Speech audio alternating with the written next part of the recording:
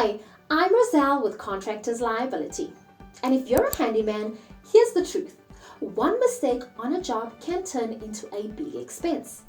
Handyman Insurance protects you from unexpected costs, allowing you to work with confidence. Handymen handle all kinds of risks: repairs, installs, light electrical, plumbing, and painting, and each comes with risk. That's why these coverages matter. Here's what your policy should include. General liability insurance, your most important protection.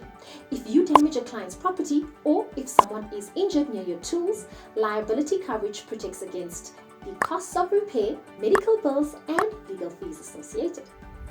Tools and equipment coverage. If your tools are stolen from your work truck or damaged on site, this coverage helps you to replace them fast. Workers' compensation. It is required if you have employees. It covers injuries on the job and keeps your business compliant.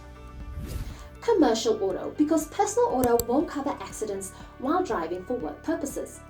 Commercial auto protects your vehicles, tools, and materials in transit. Optional coverage, bonding. Many clients prefer or even require handyman to be bonded. It adds credibility and protects customers if the work isn't completed as agreed. So what impacts your insurance costs?